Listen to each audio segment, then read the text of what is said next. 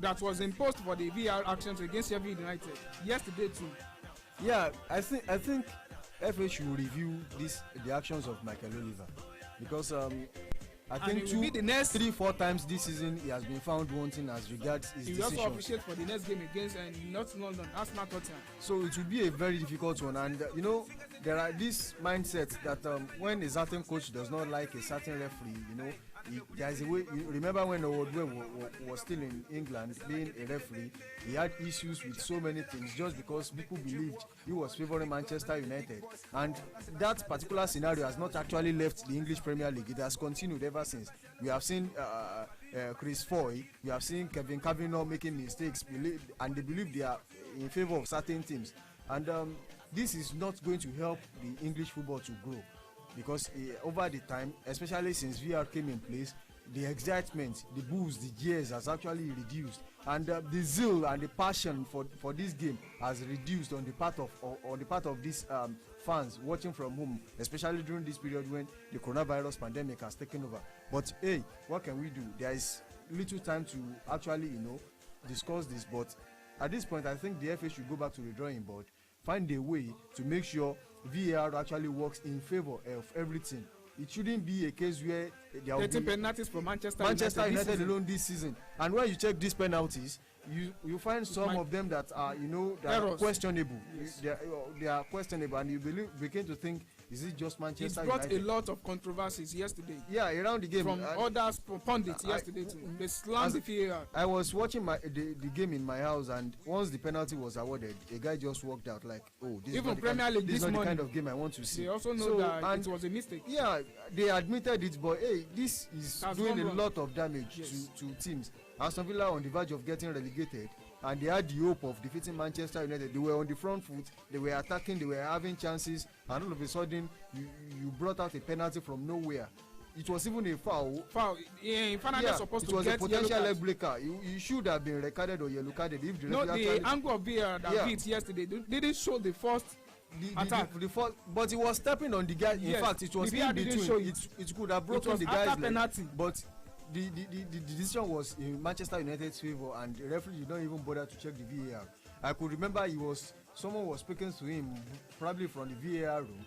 He didn't even bother to go to the TV. He didn't even bother to verify. He decided within himself that okay, this is going to be a penalty, and VAR supported him. So there's nothing we can do about it. The FA has a lot of job to do. Go back to the drawing board, find a way to make sure VAR is for the good of the game, and not to make situations difficult for other teams, especially small ones. Okay. Zlatan Ibrahimovic aimed to leave the club if the AC Milan didn't participate in the next Europa League, having Roma and Napoli ahead of them. Well, will AC Milan make it for the next Europa League? They have Napoli, they will have Parma, Bologna, Sassuolo, Atalanta, Sampdoria, and Cagliari in the next games. Even if they escape 2 or 3 of these games, I'm sure they can escape Atlanta has won 11 games in a row. Even Napoli, for me, they are arguably the best team in the Italian Serie A now. They have scored goals. At least they have about 3-4 players who have scored minimum of 14 goals so far this season. They score goals at will. Goals come from anywhere on the field of play. They have variety of players like Duvan Zapata, who is a goal machine, and Pupa is also a player that scores goals at will. And there are things that need to be considered. Zlatan Ibrahimovic is just finding a way to make sure he boosts the morale of this team, AC Milan. Having realized the fact that they are on form, he should be able to push them across the line. Let's do this. We can actually achieve that aim. At least they started the season together. Nothing stopped them to have actually been doing well over the season, but they just found the rhythm, and Stefano Pioli is doing a fantastic job in the last 5-6 games. So I believe they can actually do it, but it's going to be a difficult task getting past all these teams they still have in their fixtures. Okay, Rivaldo advised Barcelona to sign Neymar this is instead of Martinez. This COVID has caused a lot of breakdowns in financial, and he advised Barcelona to go for Neymar instead of Martinez this season. Well, it depends on what the coach wants.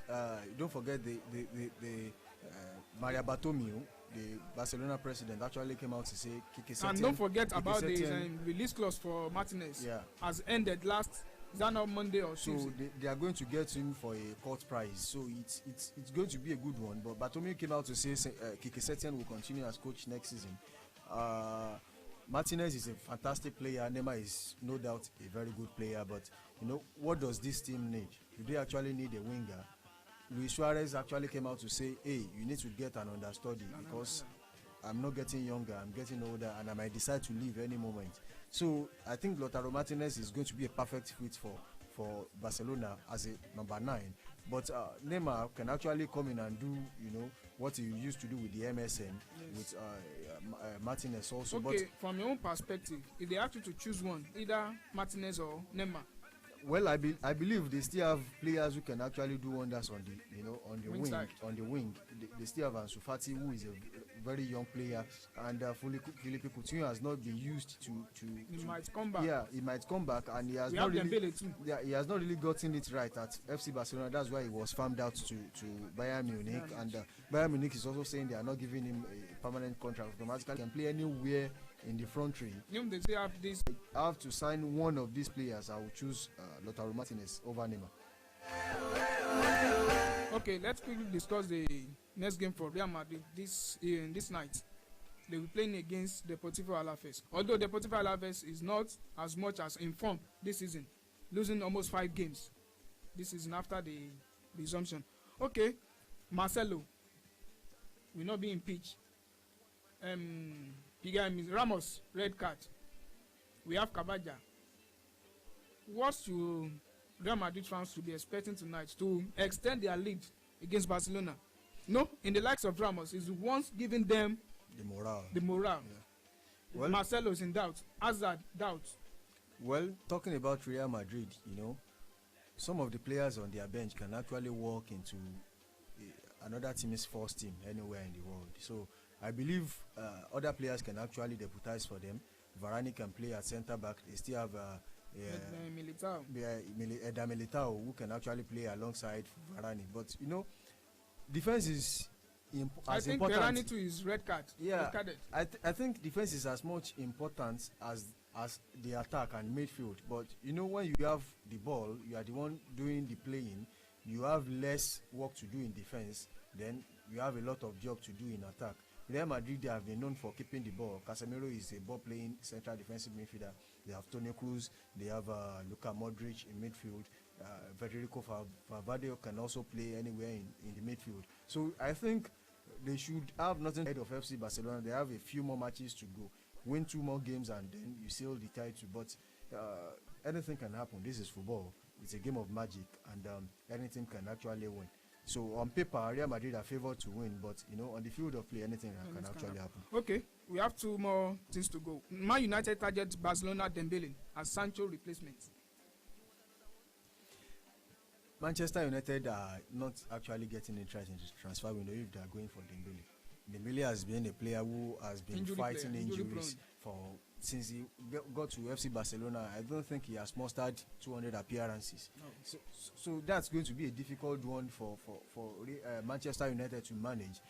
You know, the intensity of the English Premier League. Know. So if Manchester United has a chance to buy 2 players, and has been doing exceptionally well for Borussia Dortmund this season, and of which is an English player, so coming back home shouldn't be a difficult one. Don't forget he used to play for Manchester City before he left for Borussia Dortmund. So coming back to England, playing in Manchester will not be new to Jadon Sancho, but Dembele might just be homesick after just 2-3 months when he gets to England. So we need to consider all these facts before we actually decide who is to be bought into a certain team. So Ole Gunnar Solskjaer should do his homework and realize the fact that Jadon Sancho is much more better to play in England than Ousmane Dembele.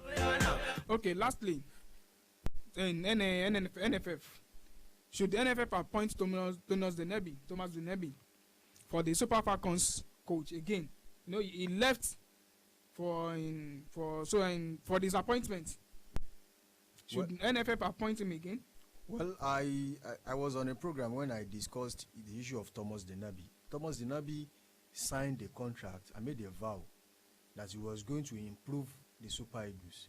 What has he done so far? No, he took them to before he left. France. Before he left, what has he done so far? He has not done too differently to what we have been having so far.